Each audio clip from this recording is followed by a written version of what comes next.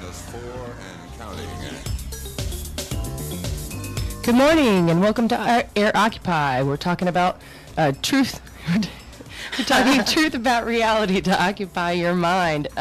It's tax day. So happy tax day. We're broadcasting live from Ormond Beach, Florida on 1380 and online on big1380.com. We're also available on podcast if you happen to miss the live showing, AirOccupy.com. Today we have a special in-studio guest, Michael Chitwood, the Chief of Police of Daytona Beach. We'll also be talking to Rudy Roberts later in the broadcast, who's from Occupy Orlando. He's in D.C. right now, so we'll be contacting him by phone.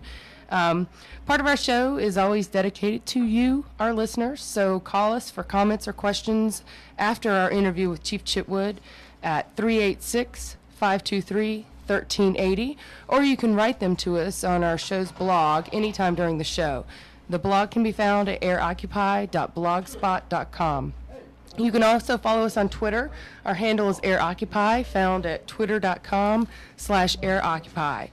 I'm joined in the studio today by my co-hosts, Jerry, Virginia, and Shannon. Good morning, guys. Morning. Good morning. Happy tax day. Happy tax day.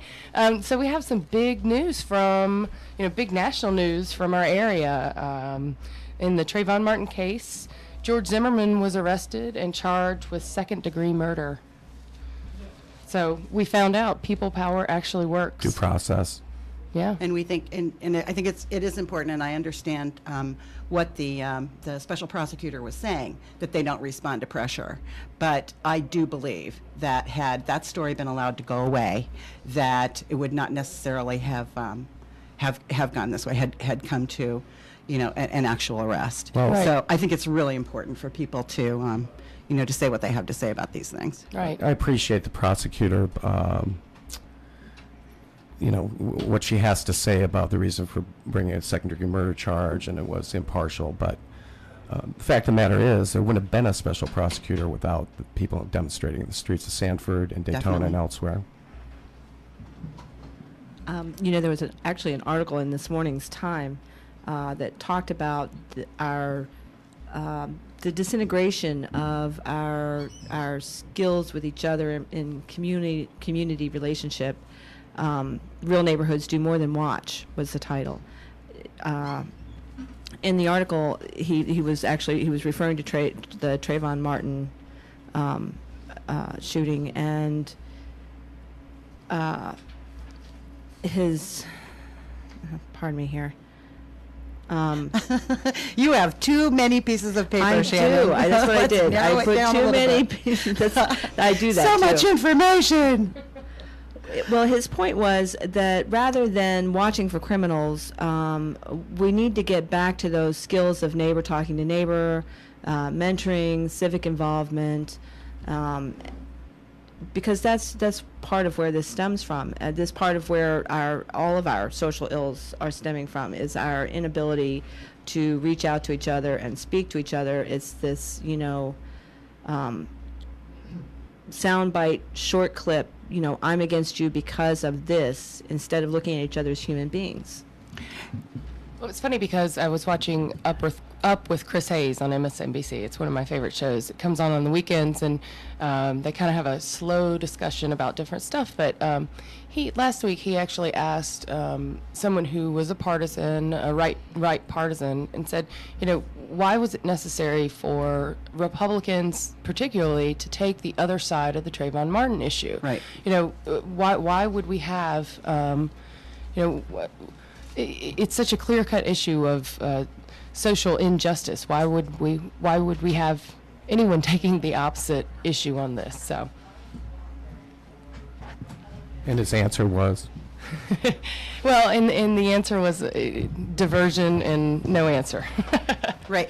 Going back to what Shannon was saying about the community thing, this is something that Occupy has really discussed, has really kind of made an important issue, and that is the importance of community. In a lot of ways, we've lost our sense of community. We've really become isolated segments of the population, isolated individuals who don't necessarily even know our neighbors, who have very little interaction with our community at large. And this is the thing that I think Occupy is really trying to stress, is the importance of staying focused. I mean, obviously, all politics, I believe all politics is local, and all policy has local effects. And I think it's really important for you to stay keyed in to what's going on in your own community and know the players and understand how the business community works and all those things that really make a difference between us being these isolated, discrete individuals who are just all interested in our own interests and our own little, our own little slice, and not really working together. Well, it looks like Chief Chitwood just stopped into our Morning. studio. Good morning. Chief. Good morning. How you guys doing? Good. How are you? My morning started at 1 a.m., so it's kind of... And if I could just say before we go on, we will be taking calls later on in the show. We hope you'll be able to stay with us. We don't know what your schedule is. We know you're a busy person. You can, as Liz said, jump on the blog at AirOccupy.blogspot.com and leave comments. And if you have a question for Chief Chitwood, we'll be glad to entertain that as time allows. Make comments, participate in the discussion that way. We'd love to have you. Right. Chief Chitwood, we want to thank you heartily for making time in your busy schedule to come down and spend a few minutes with us here today to talk about occupation in Daytona, but about some more general issues that are in the news these days. This will be a regular feature on our show, and we're happy to have you as our first interviewee. Well, thank you. I tried calling you guys last week, but you guys had me on hold forever and ever and ever. We had a few technical issues last week. We were shaking out the bugs. I will tell you, I enjoyed it. I mean, I was on there. Thanks. I was on hold from about 11:20 to 11:40, and I was like, maybe, That's how we get them. I was like, maybe it's a good thing they're not calling them, because you had some pretty astute callers, and I said, maybe it's you have to know your place in life. And it's good that they're not picking on me. Well, we appreciate the effort. We're sorry we couldn't get to you, but we're really, really glad you're here today. Yeah, last week we started with our inaugural show talking about the genesis of Occupy Wall Street up in New York, and then the emergence of the many affiliates of Occupy in various cities, including Daytona Beach. And you were aware of the Occupy Daytona Beach presence pretty early on, I think, in the process. Our initial gathering was October 15th, and we had police presence there, and I think that evolved over several weeks to more demonstrations where we had police presence, and all in peaceful demonstrations outside of banks and at the corner of ISB and Nova and on Beach Street. But ultimately agreed to meet with a group of us about our proposal to occupy a park in the city, and in fact Tuscaloosa Park. And if you could just talk a little bit about your and the police department's perspective on that relationship. Sure. I think it's important for everybody to remember we're the only country in the world that have the amendments to the Constitution that are our rights. The right to assemble peaceably, the right to free speech. I mean, no other country has that. That's why people come to this country, so that you can exercise those rights. From a police perspective, the three things that we're most concerned with is preserving the peace, protecting life and property, and protecting the rights of everybody involved in the protest. The protesters have rights, and the people being protested against have rights. So the police department, they're supposed to remain completely neutral and make sure that you, the person who is aggrieved, the protester, gets to voice their opinions, and the person being the aggrievant, I guess in the case, would have their property where they're free to still conduct business. And that's basically what the philosophy is for policing. And it's actually... You folks were a pleasure to work with. I mean, from the very beginning, hey, this is what we want to do. Here's where we want to go. And, we wanted to make sure that you got there safely and understood, because some people don't understand, like you can't block the entrances and exits, and you can't carry signs into a bank, and you can't wear a ski mask into a bank, things like that. Because that could really be taken the wrong way. It could be. If I could get some of the tellers to realize the guy comes in with a ski mask and sunglasses, he's not there to make a deposit, he's there to make a withdrawal. So things could work out really to our advantage. I want to really welcome him to your bank in that circumstance. Exactly. And And basically those meetings set the tone. And one of the things I've learned from spending 18 years in the Philadelphia Police Department is what you get is you get 100 people come to protest, and 90 of them know what they want to do and the message they want to convey. But you have 10 people to tag along to decide they're going to shoot ball bearings at the police horse, they're going to knock the windows out, they're going to set trash cans on fire, and the media does not focus on what you're trying to, the message you're trying to convey. They automatically focus on this small group and then paint the entire protest like that, and that changes the police perception and relationship because of that. I think we saw some of that in the initial occupation, Wall Street, and Zuccotti Park, when at least a part of the media's narrative became that these people were lawless and jobless and anarchists and every bad label that you might imagine. And your group was the antithesis of what was being portrayed up there. I mean, we had a group of professional people, lawyers, business owners, mothers. I mean, it was clear by when you guys were in the park. I mean, kids were out there with their telescopes, looking up at the constellations. I mean, and it we was... run from 16 to 84, I think, in the group Right. age And I have to say dispersion. that I think most occupies are like that. I think the media has seriously overblown the miscreants, if there are any. I really haven't heard of too many Occupy protests where there was violence. Most Occupy protests have been peaceful. Even though a lot of them have been, for instance, we experienced it in Tuscaloosa. There were a lot of people who, more and more because of the economy. There are people who are homeless. They're impoverished. I know that when I went to D.C., that was there, and even with this in our society that would typically be looked at as this is not good. This is a recipe for a big thing. It still was peaceful. It was loving. It was open. There was discussion about what was going on in people's lives. It was a really uplifting experience for me in both situations. One of the great things about this imperfect country that we live in, and I use the term imperfect because it wouldn't be any fun trying to fix it and trying to make it better. Really, I mean, it's kind of maybe an altruistic way of looking at things, but that's the way we're supposed to be. That's what this country was founded in. Everybody has a voice to push the country which way we're going to go, what direction we're going to go, and just because people are protesting something doesn't make them bad people because you disagree with them. And Right. I think that's being lost today in, not to get political, but in partisan politics. Yeah. And it's just this hate and anger, and everybody's out to destroy one another. Well, what do you accomplish when you do that? I mean, you can't govern from the far left to the far right. We're a very centrist country and a very common sense country, I think. And sometimes we lose that. I think you're right. I think we've lost the ability to engage in sort of the old politique, which was we agree to disagree, but you're not my enemy in the Right, end. absolutely. We're fellow citizens of the same town, the same state. Right. We're And a lot trying of to get our times kids educated. Yeah, and a lot of times working towards the same goals, just have different solutions. Right. We can start out with our common ground. We don't have to have the same solutions in mind. We can start out with what we have in common. What is the problem? We can all see the problems. What can we have in common? And then we sit down together, and we've experienced this. We've got some hardcore members. Chris, I'm talking to you, who have just, with an iron fist, brought us to vertical. The GA process and listening to each other and this interplay back and forth, and what comes out of it, though it's very difficult and hard to get used to, is that when we're all sitting down talking together, the ideas, I think of myself as someone who comes up with ideas. I look for solutions. That's my way. And I hear things that I've never heard before. And I go, oh, hey, wow, I hadn't thought of that, And that's part of the discussion. You have to teach yourself to be open-minded. Yeah. And police work is the opposite. Our minds get narrower and narrower the longer you do this. But you have to look. There's another way to solve the problem. Instead of doing, what's the definition of insanity? Doing the same thing over and over again and saying, yeah, it works. Oh, yeah. Yeah. I'm very familiar with that.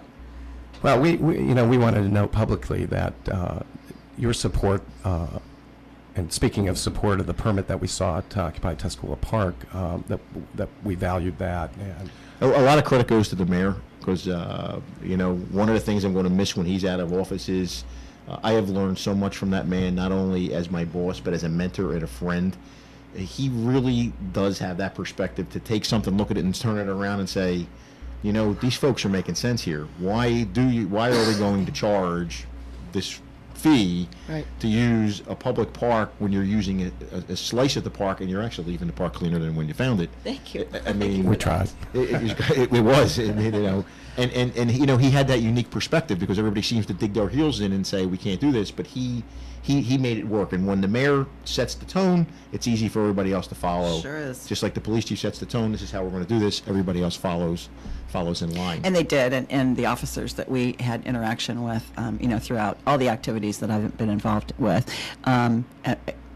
almost, I will say, without exception, were and just entirely, gracious and cool and supportive and just doing their jobs, and I think we really appreciated Well, you that. guys were easy. And because I think a lot of us can identify, even though we're supposed to be neutral, with what your cause, Right. what Well, your cause is. and we think that's really an important point. I mean, police officers are working people, and we're really, this is just so important to us that we really think working people have got lost in the sauce, and really work has become devalued. And, policing is a tremendously important job, and, dangerous, and, all the things that we know it is. And we're speaking for these people too. We want them to be fairly compensated. We want them to be respected as workers and professionals in what they do, just the way we do all workers in the country. So we really we feel that we stand for them, and we understand that some of them either may not understand us or may not agree with our methods or something, but we're still there for them. We really feel like we're in the trenches fighting for working people.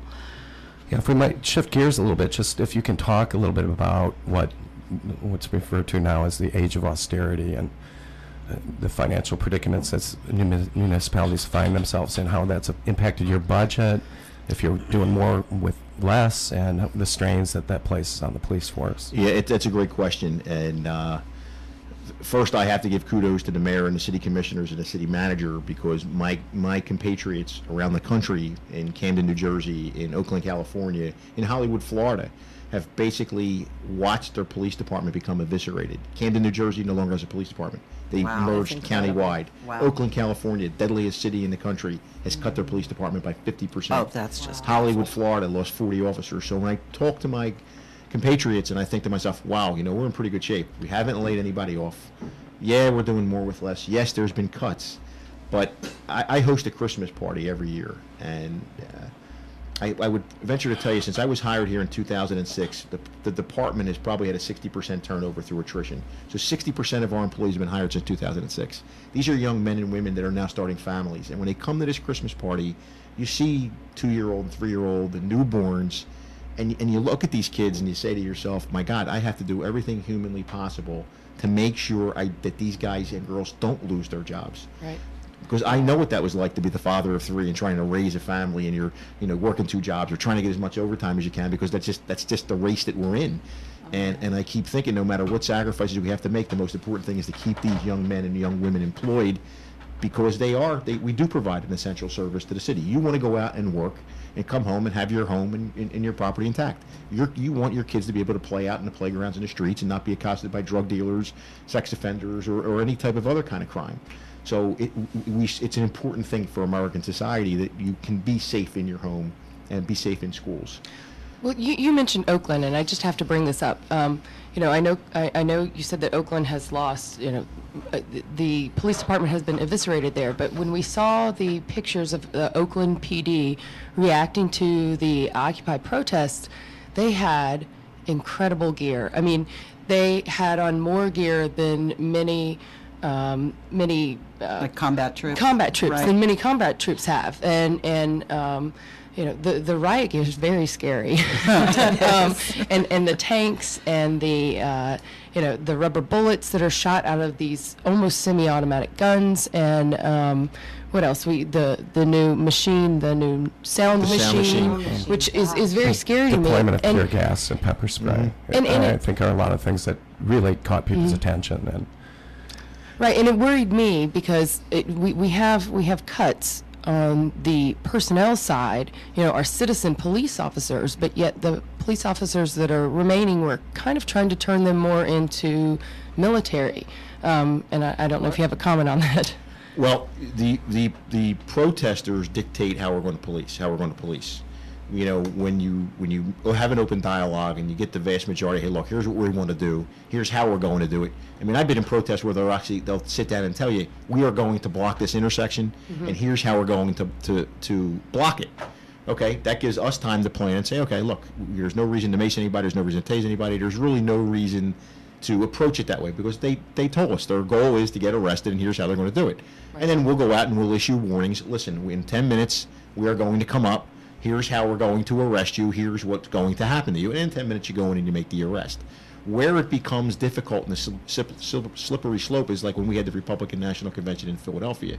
Right. You had three groups of people. I use three groups because I'm not good at math. You had one group that was clearly there to voice their displeasure with the Republican Party. You had another group that was there that was going to practice in civil disobedience, and they were going to shut streets down, and they were just going to not move. Then you had another group who was going to put on black masks, dressed in black, and they were going to run around with slingshots and guns that shot metal ball bearings, and they were going to knock out store windows, they were going to set trash cans on fire, they assaulted the police horses, they shot at cops on bikes. Clearly the response to the first group is completely different than the way you have to respond. The third group, you're going to have to go in because they're using weapons, they're destroying property. The business owners have a right not to have their store set on fire and lose their livelihood. The folks in the center of the group, they have a right to do what they're doing, and they don't need to be met with the same force that's being used against the extreme end. And the folks in the middle, you don't even need the first group of folks, you don't even need the police, because they basically are there holding signs or hollering, screaming, and that's it. From an Occupy's perspective, from reading the articles and stuff, in Oakland, it seemed like the police started assuming that everyone was in the third group. That's what happens. What happens is everything gets muddled together. Right. The cops come running in. The third group mingles in with the first two groups, and now everybody's getting tased, everybody's getting shot with rubber bullets, and then it looks like absolute chaos. What do you think? You spent 18 years in a big city police department. What do you think explains what is the apparent difference in responses from big cities, which I think determined fairly early on that they were going to clear their occupations, versus smaller cities who, I think in large measure, either worked it out, negotiated, didn't take those kinds of actions to shut down the occupations? It gets set from the top. The mayor of those big cities. The mayor in Philadelphia had a completely different battle plan than the mayor in LA. The mayor in Philadelphia let it go on for probably 4 or 5 months. Yeah. And then finally it got to the point where, like you talked about before, it totally was not the group that was originally formed. And then he decided, hey, we have to go in and do this. They also, in a big city, have dedicated resources that do nothing but deal with protests. It's called Civil Affairs in Philadelphia. It's a whole chain of command. It's a whole group of officers that are specifically trained to do nothing but deal with protests, and they do a very very good job at it. Because I mean, when you look back, Philadelphia in the '60s was a hotbed for civil rights protests, and there was a lot of violence that went on. There was a lot of riots. The department learned from that, and as a result, they created this Civil Affairs unit. They even named an award after the first Inspector George Fensel. It's a prestigious award that goes to an officer every year that displays these characteristics of being calm, compassionate, methodical in their planning to stop any type of violence during a civil unrest. Did that spring out of the famous when they dropped the incendiary device? No, that was in the '80s. That was a completely different. I wasn't a police officer yet when they did that, but I did spend 9 years in that area where they did that. That was one of the most amazing things that a mayor called it. At the only time in U.S. history that we bombed our own city. Oh. Wow. That's exactly what we did. We made a bomb through it. One more question about, you mentioned that every city does things differently. One thing that we noticed with the Occupy protests was, it was revealed later that a lot of city mayors were having conference calls with the Department of Homeland Security to coordinate responses, and I don't know if you have a comment about that. We did. Okay, you did. Did Daytona? We had one. Yeah. It was more with the state of Florida, Orlando, Tampa, Miami. There was probably 10 mayors and police chiefs on the phone, and our phone conference was kind of like a best practice conference. The chief caster in Tampa talked about the parks and said, look, I'm going to tell you some of the issues we have. If Occupy goes into a park, you're going to have an issue where the homeless are going to infiltrate, and we've had sexual assaults. So you need to have your officers be aware that they just can't be sitting on their car hoods. They need to somehow establish a relationship with who's in those parks so that you can identify who's coming in there, because you're going to have young women sleeping in tents, and like anything else, you're going to have predators that are sneaking in and doing things. You know, Miami had some best practice ideas to talk about. I thought it was funny in Orlando. Orlando talked about they had a no arrest policy. The next morning I turned the TV on. Everybody was getting arrested.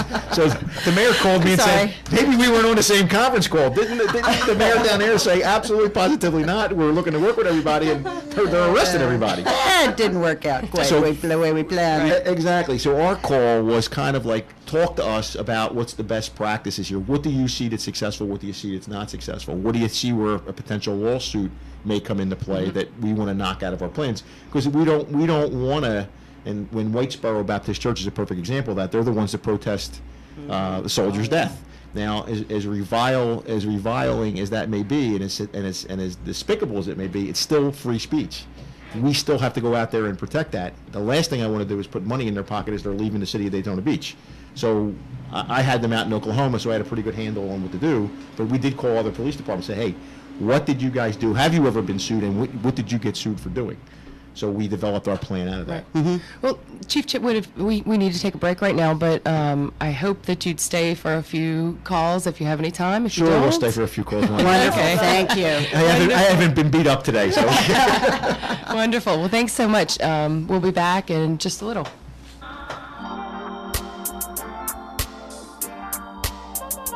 Yeah, I'm strong, strong, strong.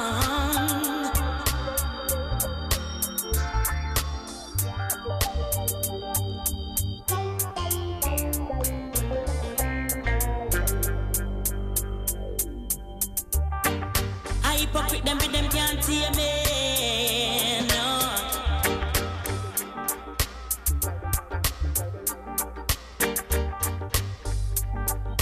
Fear them, and them the 2 ways I got choke them.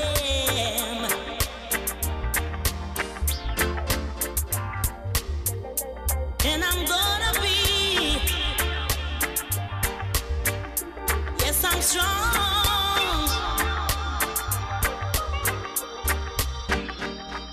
I'm gonna be around.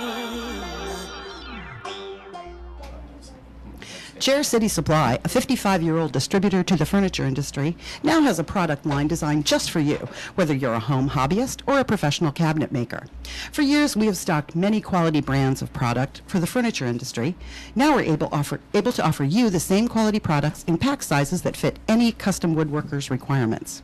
Chair City Supply offers a wide selection of cabinet hardware, professional custom stains, any type of screw or hinge you need, everything to complete your project with style. Visit us at chaircitysupply.com to order today. That's chaircitysupply.com.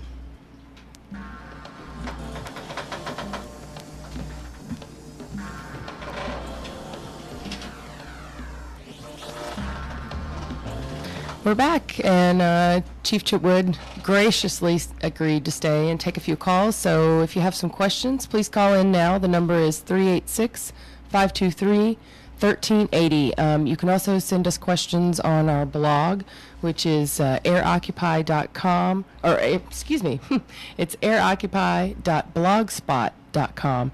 And we're back. Oh, and also on Twitter. Our handle is AirOccupy. Chief, I think we'd be remiss if we had you here today and we didn't get your views on the issue that's kind of riveted the nation, Florida statutes, and Sanford being kind of the epicenter of the stand your ground controversy, such as it is, and the tragic death of Trayvon Martin. I note that you've been a critic of that law in the past. I just wonder if you want to give me your sense of the law and whether the law risks certain outcomes that like the Trayvon Martin tragedy that may beg a revisitation of the law. And I was not here in 2005 when they passed the law, but in 2005, the Florida Police Chiefs Association strongly urged the legislature not to pass this law.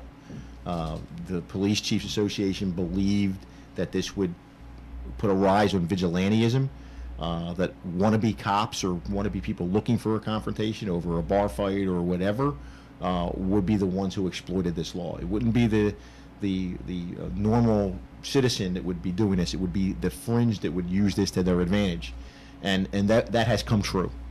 Not only has it come true in the Trayvon Martin case, where for no reason whatsoever you have a young man who's dead and a mother and a family who's grieving her son's loss for absolutely senseless.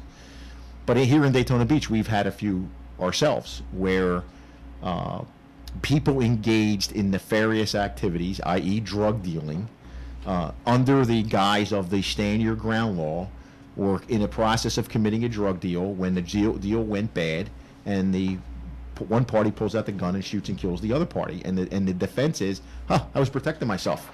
I was standing my ground as per the law, and they recite the law to you. Well, in reality, you were using that law to further your drug dealing. You shot and killed the drug dealer. I mean, you can't get life insurance as a drug dealer. There's a reason why, because everybody's carrying guns. And here you have guys firing at one another because they're trying to rip one another off, and nobody gets prosecuted. And that was an eye-opening experience for me, that you can actually do that and get away with it. And then when you look at the Trayvon Martin case, I mean, I think more things are going to emerge as the trial comes out. But for me, I look at that and I think to myself that whole scenario, why did you not just follow what the dispatcher said? Why not just, okay, I want to phone the police, yeah, I lost them. That's our job. I don't want to pontificate, but when modern policing was founded in the 1830s by Sir Robert Peel, hence the Bobbies in London, he had a list of Peel's principles that are still guiding principles for police departments today. And one of those principles are the public are the police and the police are the public. He went on further to say that we, the taxpayers, the community, pay a small group of people to enforce the law for us. Everybody's job is to maintain law and order. That's all of our social responsibilities. But we pay and train the police to do that.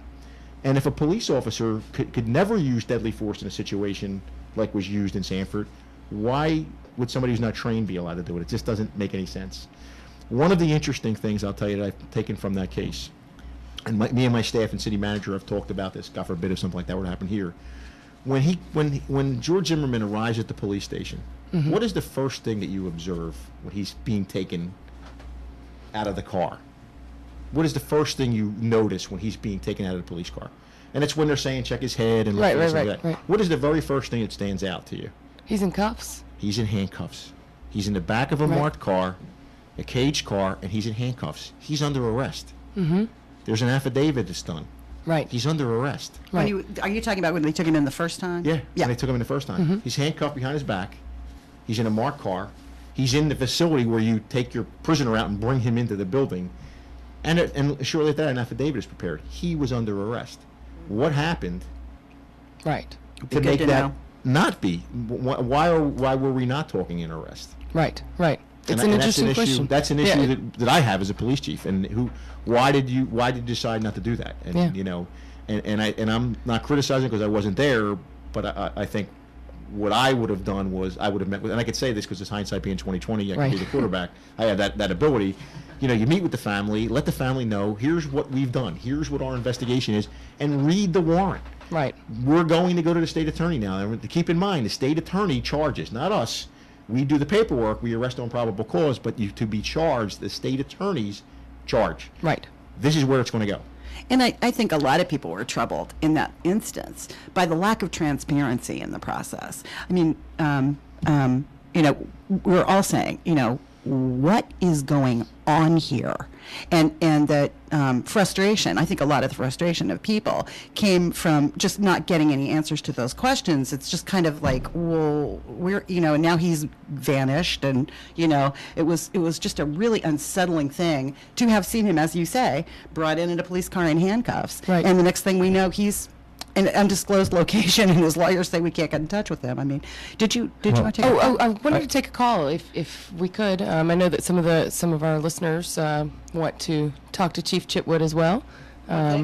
I'd just like to note, from my perspective, the law also has this provision which places incredible burden on police on the street when somebody has, a justifiable stand your ground defense, that we've kind of punted the function of an investigation. I mean, they didn't retain the gun. They don't have the clothes. They can't do the crime scene now to make an evaluation of whether that call was a good call under the law or not. And then to put the onus on the police and even provide a fine in a circumstance where someone is wrongfully arrested. It seems to me we've shifted what judges, juries used to do to the cops. That's not their job. Right. It's a really unfair burden. Well, the state of Florida just did it with carrying your gun.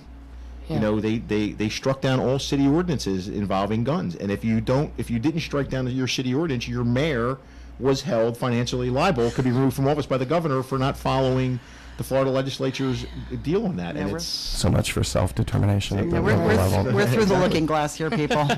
Yeah. Well, I think we have someone on the line. AirOccupy, you're on the air.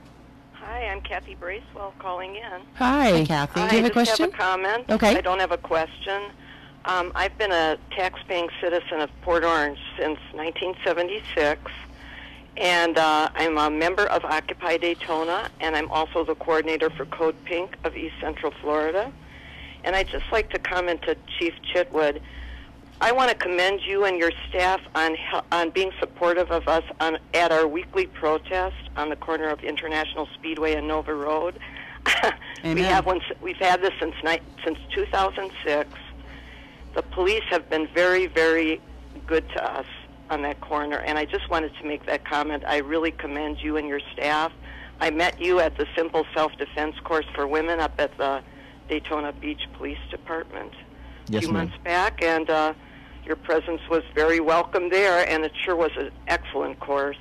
But I did want to make a comment that I think that your staff has been so supportive of us in letting us have our weekly demonstrations there, and we've had other events at the Speedway, especially at the Speedway with each race. And once again, the police department has been, Daytona Beach, the police department has been so supportive of our events. And so thank you so much. Well, thank you so much for your comment. Thank you, Shannon. Have a great day, Kathy. I think we have time for another call.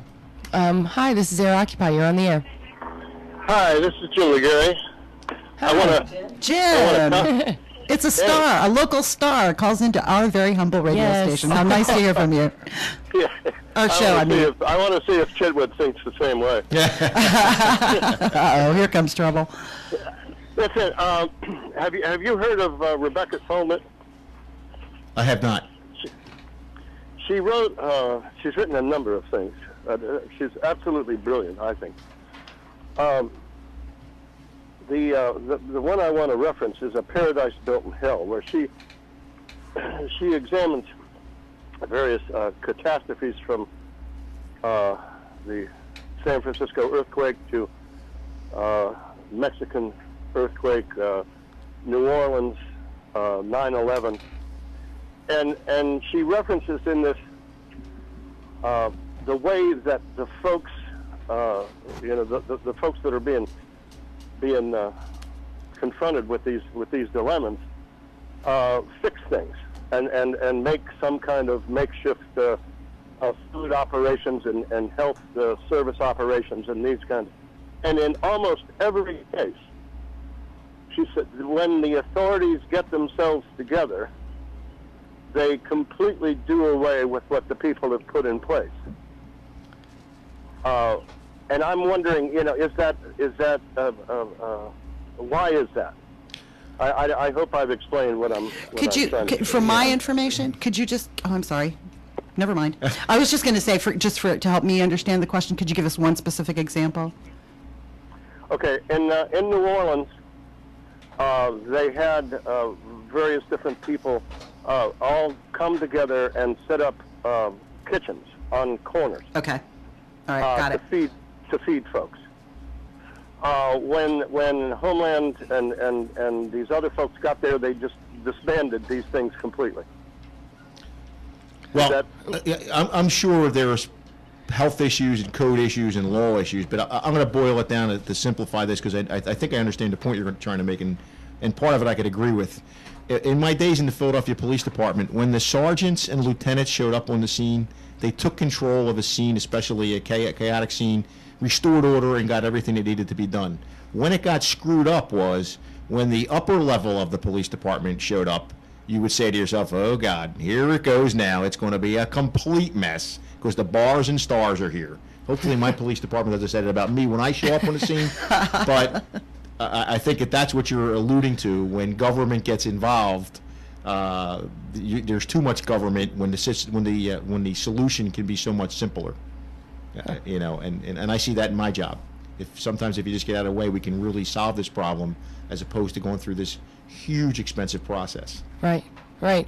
Well, Chief Chitwood, thank you so much for coming into the studio. It's Thank been you. I appreciate wonderful, it. and I love hearing your comments. And you know, hopefully you'll come back sometime. You guys invite me, I'll come back. Thank you so much. You have a great day. Take care. Enjoy yourself. Okay. Thanks. And thanks to Jim for calling in. It Yes, was and great thanks to talking Jim. you. We Thank appreciate you. it.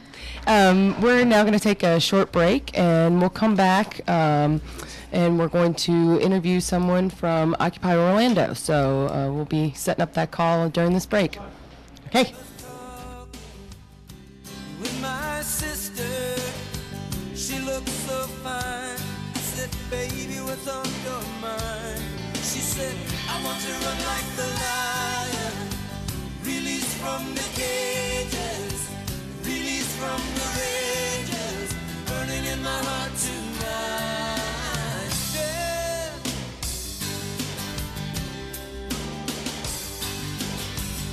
And I ain't no communist, and I ain't no capitalist, and I ain't no socialist, and I ain't no imperialist, and I ain't no Democrat, sure ain't no Republican. I only know one party, and it is freedom.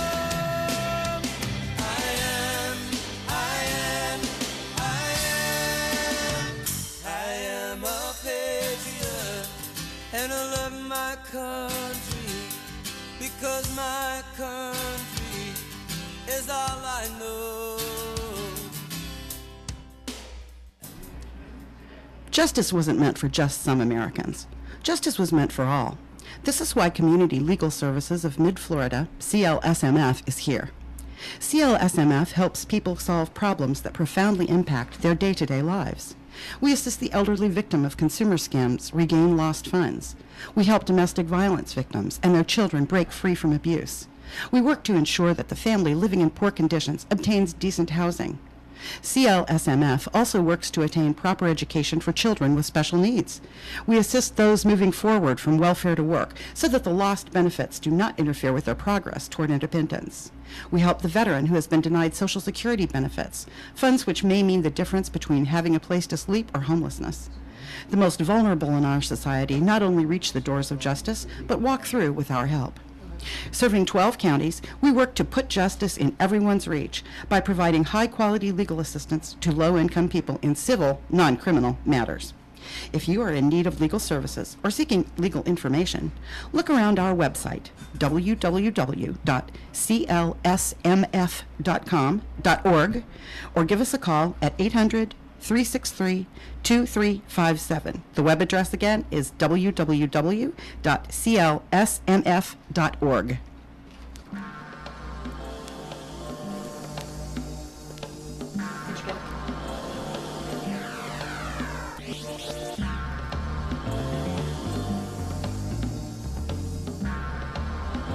T-4 and counting. We're back, and just wanted to let Rudy know we tried to call you, Rudy, and if you can, your number sounds like it's busy, so we'll see if we can get in touch with you. Looks like we do have a call on the line. Hi, this is AirOccupy. You're on the air. Hi, how are you today? Good. How Who's are this? you? Good. Sorry, the phone was being used. No, that's okay. Who's this? This is Rudy. Oh, hey, Rudy. Good. Oh, we're so glad you called in. I was getting a little worried about you. So glad you called in. So you are from Occupy Orlando, correct? Yeah, that's correct. Okay, and you are currently in D.C., is that right? Yep. Okay. And tell us a little bit about what's going on in D.C. right now. Well, this week we are celebrating Earth Week. Each day we do have specific actions relating to the different elements: earth, fire, air, water. Mm-hmm.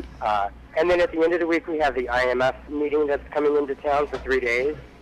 And we will have 3 days of protesting and demonstrating. On Saturday, literally, we have things from 6 a.m. to midnight. Wow, that sounds wonderful. I heard it through the grapevine that the two DC Occupies have merged. Yes, both camps have come together. We also do have a campsite that's in Maryland, about 5 miles outside of the city. Mm-hmm. We are using that to help house out-of-towners that want to come in to for the occupation. Where's that located in Maryland? I actually do not have any of that information because I haven't been involved with that. That is something that was set up from Freedom Plaza. Okay. So they've been running and setting that up. So we also are doing the Sweeple protest in front of Bank of America here at 16th or L and Vermont Street, right near the occupation. So tonight will be night 12. Or no, night 13. I'm sorry. Wow, that's beautiful. Great. So yeah, we had our morning wake up from the Metropolitan Police today, and they said everything was pretty good today. So no arrests so far. So. Hey, Rudy, this is Shannon. Hi, Shannon. I'm glad you mentioned that about arrests. I have a couple questions for you. One, I understand, did you just get arrested for the first time as part of... Yes, I did get arrested for the first time. And I have been an activist since 1985 and have never been arrested. Wow. I was arrested last Monday, and I was one of the first 2 to be arrested in this matter. Can you talk a little bit about your experience with that? Yeah. We basically, we had been camping out over the Easter weekend and had no problems whatsoever. And then come Monday morning, all of a sudden it became a problem because it was a business day. We packed up our stuff and moved away from the building. And one of our occupiers here decided that he was willing to go to jail for it. And one thing I learned in Orlando is that if somebody goes to jail, it's a buddy system. One person goes, somebody goes with them. So I volunteered to go. And was arrested for blocking the sidewalk. And everybody has been charged with that. However, when you're sitting next to a building and you have a sidewalk that's 30 feet wide, right, kind of hard to say that you're blocking a sidewalk. I understand there were more police officers on that sidewalk than protesters as far as taking up space. On one day we had 37 officers for 20 protesters. Yeah. So, Nice. You know, You must have felt really safe. Yeah, I did. But I was really kind of concerned, though, because it was the police officers that actually were blocking the sidewalks from the pedestrians. Sure. You know, I was in D.C. for the kickoff of October 2011, which was also Occupy D.C. That started the same weekend. And the experience then, the police presence was minimal. There was maybe an officer on each side of the big square there. It was really laid back. Nobody was in riot gear. It was people did get arrested, and it was I don't know if you heard Chief Chitwood, but it kind of went down the way he described it, which is that they said, well, if you do this, we're going to have to arrest you, and it was a very methodical, discussed proceeding. You've had some experiences. You're in Occupy Orlando, so I think that has been some pretty contentious stuff going on there sometimes. Do you want to talk about that? Yeah, well, actually, I wanted to talk about, I did do a demonstration yesterday in solidarity to end the School of Americas that has been funding and teaching terrorism in the name of America. Wow. We had 100 protesters yesterday, and we had 300 Capitol Police It's unbelievable. to monitor us. And here's the kicker. Right in front of the Capitol, on the grass, the Tea Party was having a rally. Not one single Capitol officer was there. Oh, wow. What's wrong So- with this picture? Well, What's they wrong know- with this picture? They know who's really dangerous. Yeah. Right. You know, a Yeah, bunch of who can people really change demonstrated. things, The is what I'm unarmed people saying. with the signs. Right. Not signs. just crazy people. Anyway, We I didn't fear say that. signs. It's been very different here from Florida. Sure. Because here in the district, there's over 27 different police forces. So when we're at the bank, we deal with the Metropolitan Police, who have actually been very, very nice and have freely admitted that the arrests that they have committed have been illegal. Wow. And they have no idea why they're doing it, except for that the word is coming from their commanders above. Wow. So we understand where they're coming from. Now, you get into other police departments within the city, and it's totally different. Like the Park Police are very harsh on us. In Orlando, we only had the one, the Orlando Police Department, and that was not very pleasant at times either. But also the laws are very different here in the district than in Orlando or even in Orange County. I think we're getting short on time, but I did want to note when I was in D.C., it's a different ball game. You can be arrested at the federal level, I believe, which is a whole. Park Yes, police we are actually coming for had- you. Right. Right. Yeah. We actually had about 30 people arrested yesterday by the federal for the demonstration for School of America. So, and that situation was one where the left hand didn't know what the right hand was doing. Get on the sidewalk, get on the street, cross the street, and eventually I actually helped carry the front banner, and we actually blocked the road until they would make a decision, and then by then they decided to go ahead and start arresting people. I was able to step back away from that, though. Right, right. I'm not allowed to get arrested again. It's a little soon. Well, thanks so much for calling in, Rudy. I love to hear your perspective, and that's one of the things we want to do in the future is have interviews from other occupies and kind of learn firsthand what's going on around the country. Occupy everywhere, people. That's right. Check out Occupy's DC's website. We have a full list of activities coming up all the way to Camp David.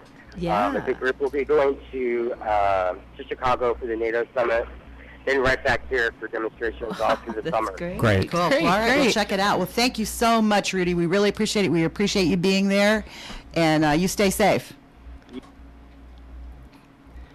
So that brings us to the end of our hour today. I hope Wow. you guys, I know, went fast. Didn't it? We really wish we could have taken more calls. It was just unbelievably fast. So today's Tune in tax next day. week. Yeah, tune in next week. Look at your local Occupy Facebook pages to find out what's going on. I know Got Earth Day coming up. in Earth Day, Occupy, people. yes, Earth Day, but in Occupy Orlando, they're having some tax day events. Definitely check out their Facebook pages. On Sunday, August 22nd for Earth Day, or excuse me, Saturday, August. No, it's Sunday. It's Sunday. It's okay. Sunday. Occupy Daytona Beach is joining with the Daytona Beach's Earth Day Festival. It will be held at 868 George W. Ingram Boulevard, which is the Child's Academy. And this year's Earth Day Festival will be held to support the Bonner Center Community Garden Project. So there's going to be local farmers, merchants, and businesses that will provide food, live music, and workshops. So you can find out about that on Facebook. We also have a couple more events coming soon. We are Women March, which is Saturday, April 28th, and our big May Day celebration, the General Strike, exactly, which is on May 1st. So check those out on our Facebook talking more about page. that. Yep. And Thanks for making through another week of this crowd.